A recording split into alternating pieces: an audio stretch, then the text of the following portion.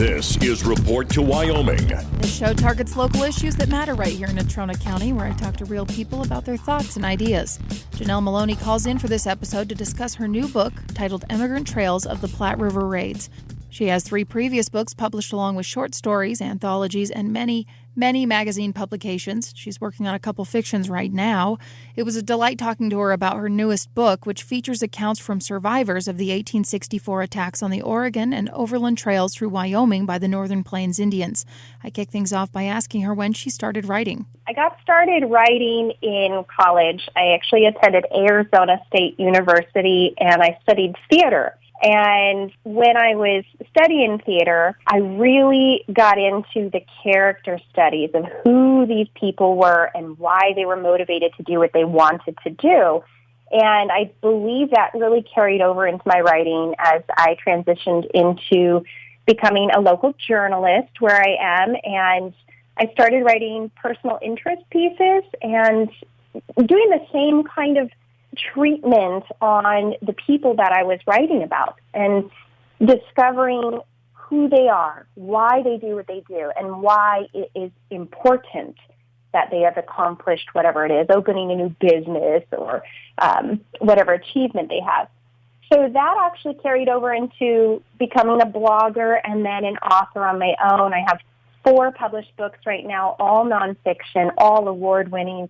And one of the things that I enjoyed in the process of researching immigrants on the Oregon Trail was not just watching them pass by. They're not just these, I don't know what the word is. Is it ephemeral, just come and go and then disappear into the night? But I really dug into who they were before. Why did they want to make this cross-country journey? Or why must they, rather? And what happened afterward, even? I mean, the middle part is really exciting, but I didn't want to leave that ending part out and finding out what happened to these individuals, how their experience shaped them and morphed them into the either notorious pioneers that they became or the well-esteemed pioneers that they became. So I really enjoyed that character research, and this was just the perfect petri dish for me to do it in because these pioneers left such a huge impression on wherever they settled, and so tracing them back was very pleasurable for me. So that's where I come from in my writing. I have been a poet, I've been a songwriter, a script writer, and journalist, and now I just really enjoy getting into the family histories and nonfiction, and the majority of my writing has at least one of my personal ancestors because I find that the collective we, all have incredible stories right within our own family tree, and through our own DNA, we're making connections to relatable, impressive, incredible adventures that are in our past. Or, as some people are getting into now or becoming more familiar with, there's generational trauma. And when we go back in time, we can start to identify who was in severe situations and how they coped and how that has now morphed or translated down through generations into who we are and why we do what we do. So I find all of this very fascinating, and I present very well-rounded characters in my books because I don't skimp on who the characters really are. Now, did you have to take creative liberties to kind of give characters their roundness, or were you able to find enough archives, oral histories, and that sort of thing so that it's, completely fact? I didn't have to make up anything. And that to me is the most surprising part of the stories that I've been writing, is that the details are so incredible, they are unbelievable. They're so unbelievable, but then when you consider that they're actually true, it just makes it, that much more shocking. There was one character, though, I had trouble with, and he is, his name is Mr. Shoemaker, And he actually came from Nebraska for sure. And I have tracked down the family, the living descendants, great-grandchildren and great-great-grandchildren. And this man was a loner, a drifter. He was the weird uncle, if you will, who divorced and sort of was doing his own thing. So he was the only person that I had to really lean into the tales of his descendants and relatives who would give me anecdotal information that I could use to round out his story. But everyone else, there was so much information already published, or their family members had written down family histories or kept journals or letters or postcards. And a lot of them actually sent me the material. They would scan in photo albums and scan over copies of diaries to me, and that was just an incredible contribution. But no, there's a wealth out there. It just requires, I think, going the extra step that not everything is on the internet. Not everything is in an archive, especially when we're talking about family histories. A lot of people keep family histories within the family. They don't all get donated to the local historical society. So I felt a little creepy doing this, but I did track down the living descendants of the immigrants that survived through genealogy databases and web programs. And I asked their permission to start a conversation. And by reaching out and inviting them to collaborate with me, we were able to provide an exquisite mosaic of these characters. And in return, they got to see that their person, who's just great-great-granny, was more than that. They got to put their family history in context and see the ripple effects of this migration on almost the entire southern half of Wyoming and how it sent shockwaves through the nation. And so it was a very mutually satisfying experience to not only do my own research, but to openly share all of my sources, all of my notes with the relatives, so that way they were personally enriched by this experience in return. What draws you to the American West? I don't know if I have a much better answer than anyone else. It's fascinating. It's dangerous. It's deadly. And it just has this magical folklore to it. But as much as I want to embellish and go into that grandiose, cactus and tumbleweeds atmosphere in my work, it is more enjoyable to me to see that it just really is fascinating just the way it is. The prairie grasses swishing like ocean waves. That's not made up. That's not grandiose. That's real. And I can imagine closing my eyes and hearing the wagon wheels grinding in the trail grit. And I can imagine those swishing prairie grasses. And I can imagine wolves howling in the Medicine Bow Forest. I can hear that. And I realize that's not so far removed. That is not fiction. That's not grandiose. It's so real. And so Wyoming became particularly interesting to me because of the natural landscapes and the stories that emerge from the travelers there, the military history there, and the pound of their footsteps in the dirt, and the Pony Express. It really is everything. It's the epitome of the Wild West movement through America's history. Now, I do want to get more into the book, but before we move on from this, I'm just curious, what do you think the legacy of Wyoming is? I think the legacy that still continues to be the loudest for me is grit.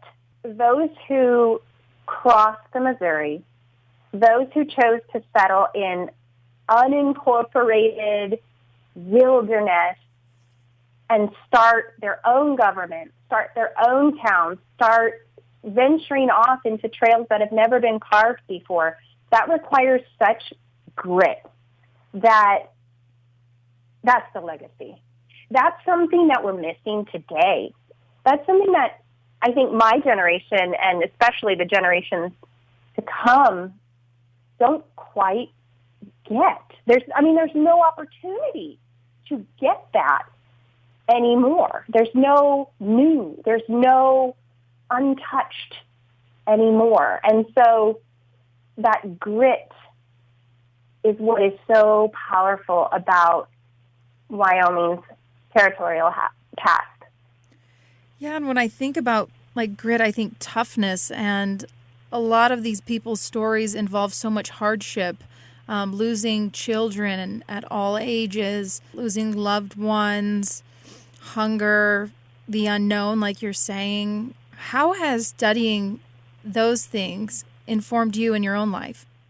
It's actually made a lot of mental health issues more relatable.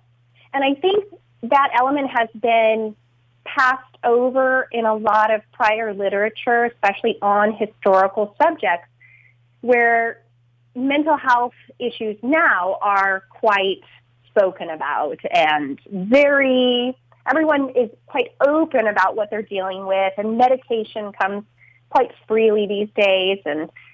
But back then, there's no information, there's no good way to say these folks experienced PTSD or anxiety from their experiences.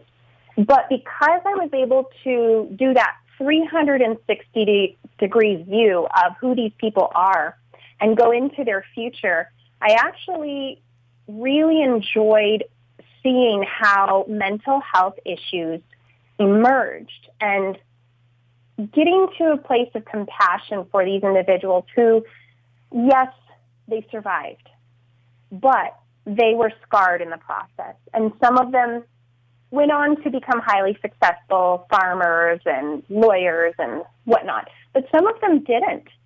Some actually, once they got to their destination, had major mental health breakdowns and ended up in what they called insane asylums back then. And I was rather surprised that it wasn't a handful. It was more than a handful, where they just could not overcome those overwhelming feelings. And unfortunately, we did not have the resources that we do today, so the asylums were the best place for them to recover, or for some of them to stay permanently after being through such traumatic experiences. So that was something I particularly leaned into, just to show that this stuff has been going on a really long time. It's not foreign, but I think that I'm breaking some new ground by going back in time and acknowledging the mental strain on the immigrants. How long did you take before you were ready to put pen to paper, or nowadays start typing? Well, I've been looking into this subject for about 7 years. I started really truly with about 4 or 5 families that one of them is actually my third great-grandparents. And so I was really sort of circling around just them. And over time, I started to pull on various threads. For example, someone would be mentioned as the New York train in one of the trail diaries. And I thought, hey, what are the chances I could find out who the New York train is, who's at the same place and time? And so I'd take a detour and I'd find them. And so it grew to almost 70 accounts that I had in a pile. And then I thought, this is pretty cool. I was just going to write a story about my own family, but I thought, this is a big deal. I should probably write something about how they're all interconnected. And I thought, this will probably take 3 to 6 months. It's maybe not that big of a deal. But as soon as I started putting together this Platte River Raid story and started infusing military reports and oral histories from Plains Indians, I started to see the significance of what I was looking at. And so it ended up taking me a year and a half of just the writing. So 7 years of research plus a year and a half of the writing and the revisions, and taking extra time to send manuscripts, early manuscripts, things you don't want anyone to see.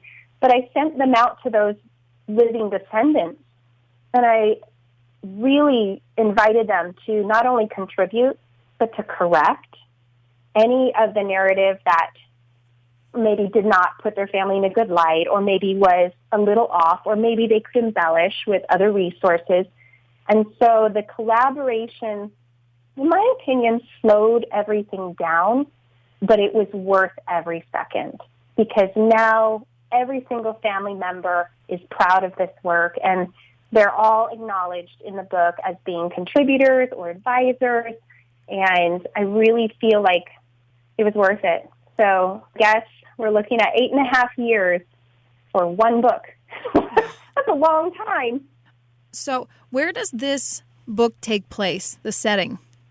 The book is centralized between Fort Laramie and Deer Creek Garrison in present-day Glen Rock, Wyoming. So all in the Converse and Platte County. But there is a little bit of a lead up into it, so that way readers can see the attitudes of the immigrants as they're coming into what was called the Black Hills of Idaho at that time, because in 1864, Wyoming was not Wyoming. It was still part of Idaho territory, and so they were crossing the boundaries into Idaho. And the Black Hills got their names because of the dark, shadowy conifers that are on the mountains, but nowadays we recognize the Black Hills in South Dakota. But back then it was that entire area.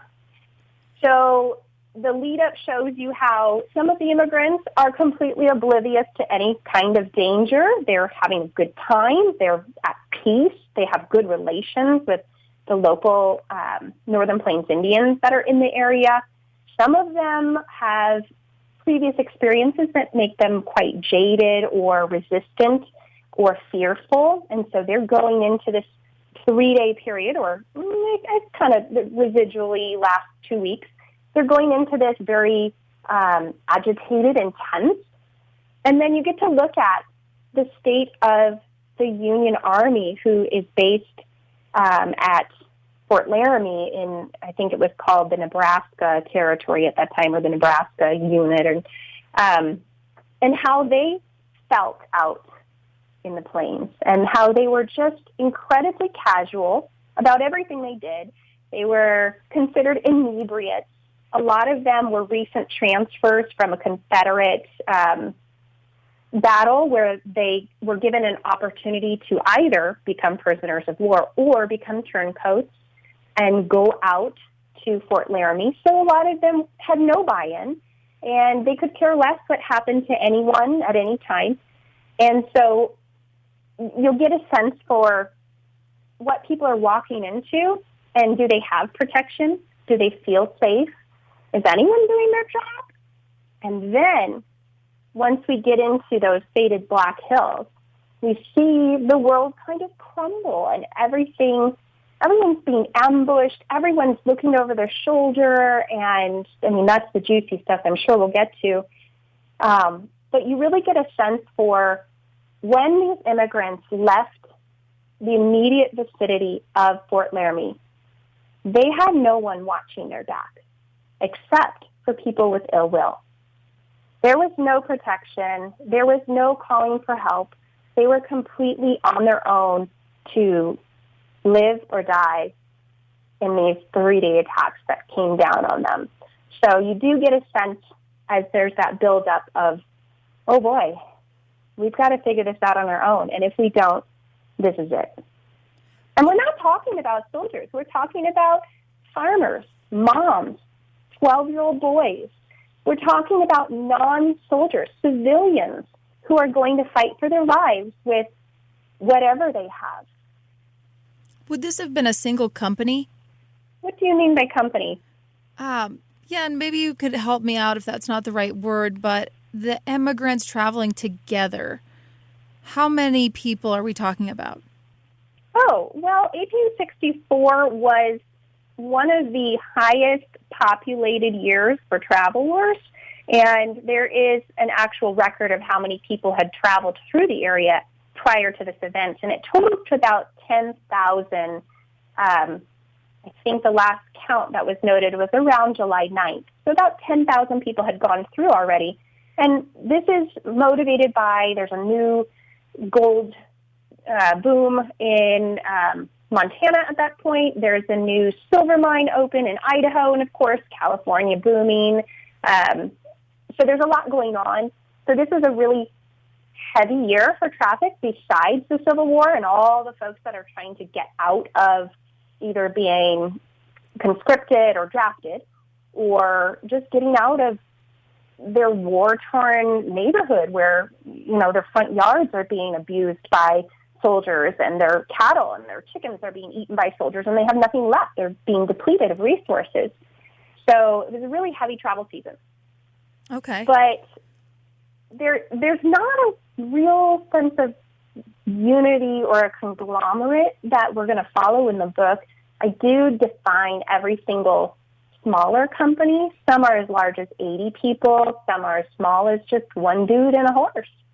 And so we see how they interact. Sometimes they bond together and they stay together for a few days. And sometimes they just are passing and they say, hey, and see you next time I'm at camp. And there's not really a connection, but they're familiar faces. A lot of them have been traveling, not necessarily together, but in tandem for several weeks because of crossing the Missouri over from Council Bluffs, Iowa to Omaha, Nebraska.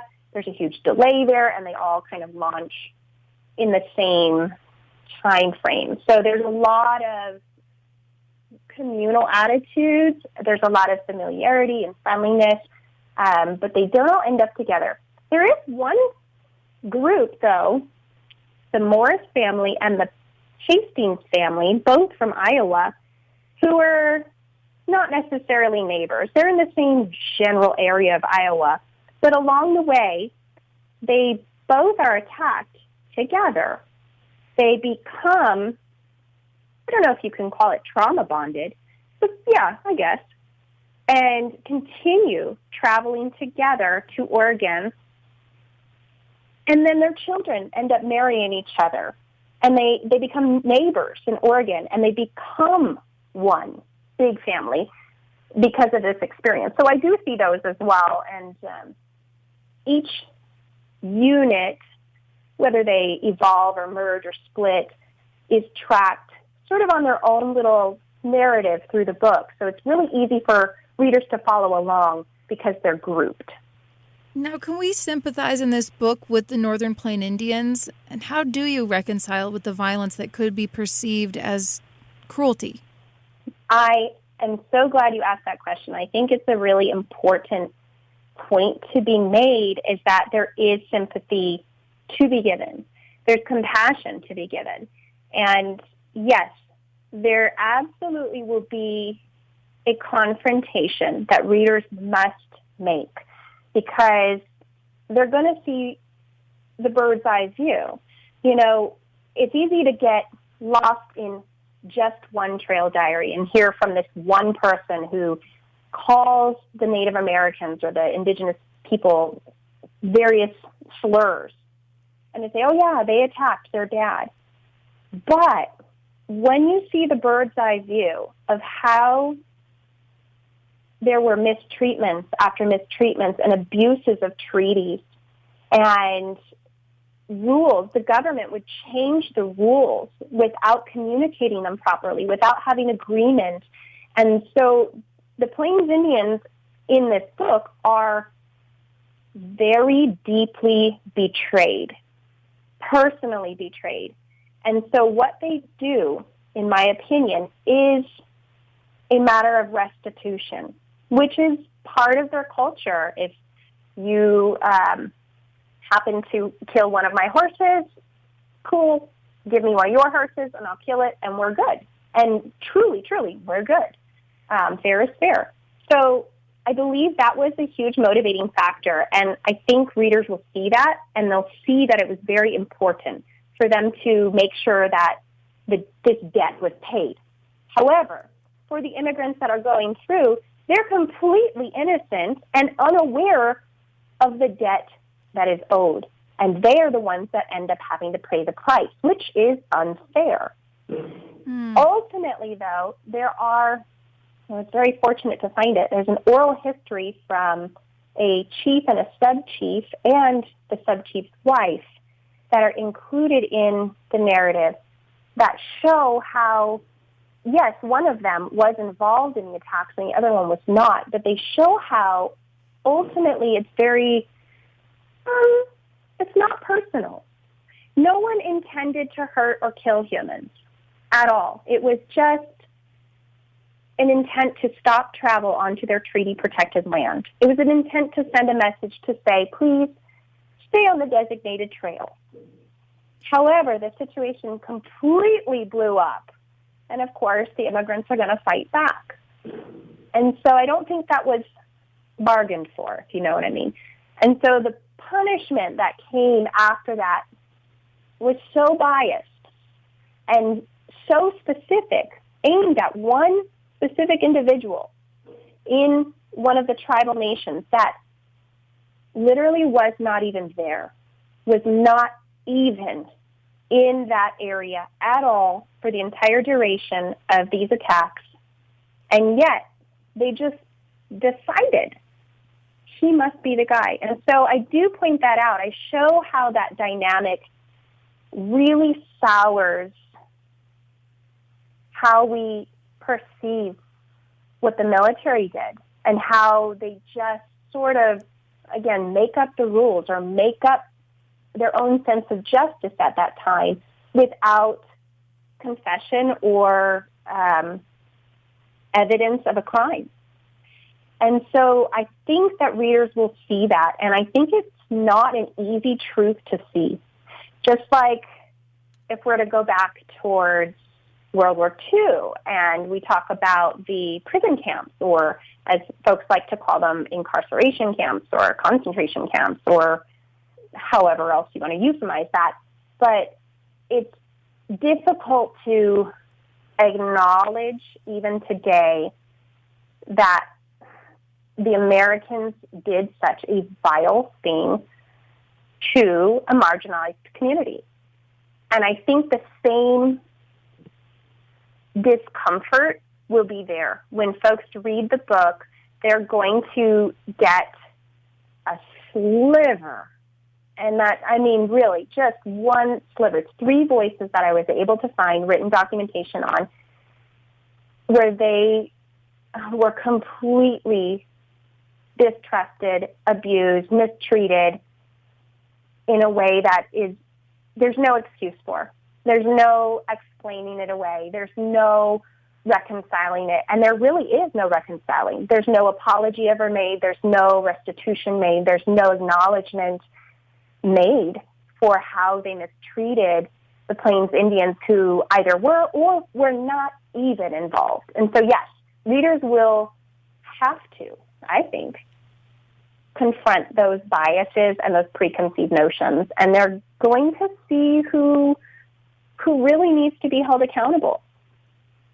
Were you surprised by anything you found in your own family history? I was absolutely surprised and delighted when I pulled on the thread of the New York train that showed up in my 3rd great-grandmother's trail diary. Her name is Sarah Rousseau, and she was coming from Iowa. And she had made allusions to this New York train. They had come through the same area in Iowa. They had seen each other on multiple occasions, but she refused to use their name, which I thought was interesting. So as I was able to merge the accounts together and overlay who was where at every single point of the day, really, I found that the New York train was actually the refugee family of pre-Civil War abolitionist John Brown.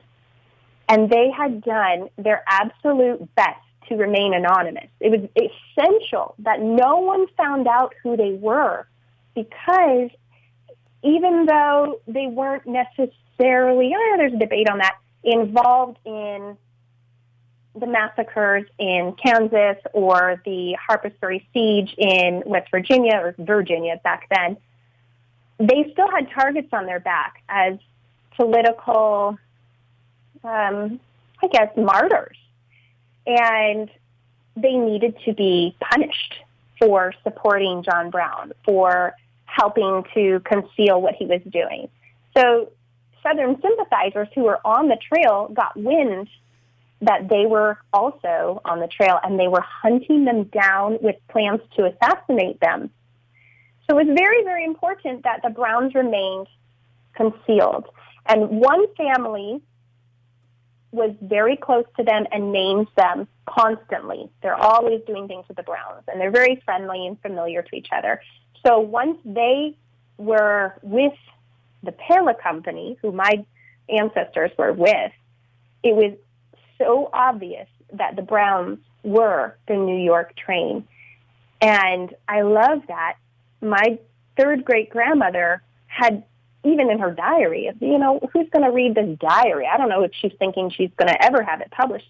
But even in her diary, she protected them, and she concealed their identity.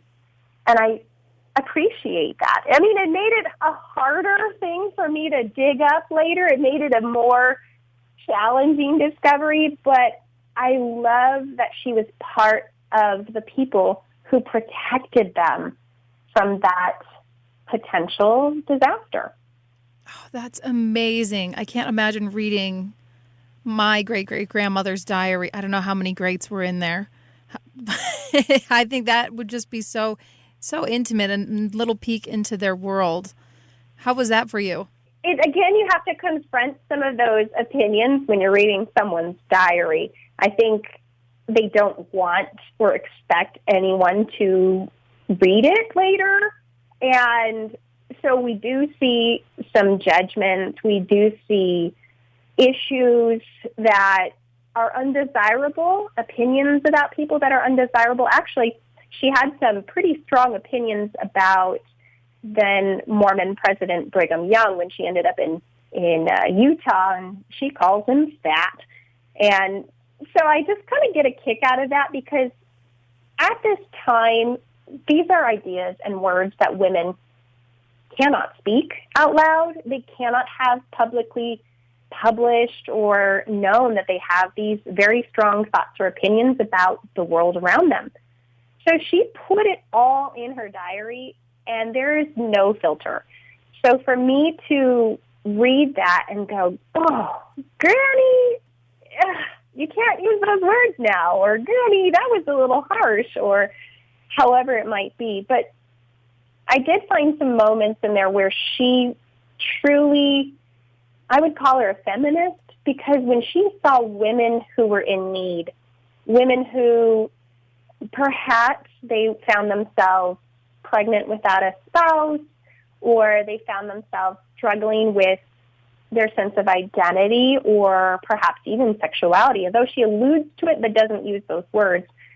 She is so fair and just and kind and accepting. And that also would have been radical back then. So the way she describes women only ever uplifts them, encourages them, and preserves their story as wholesome and healthy. And no matter what choices they make, she's going to support the woman behind those choices. And so I do enjoy getting to know her. I guess she'd be the earliest feminist in my family that I know of. Oh, that is so cool.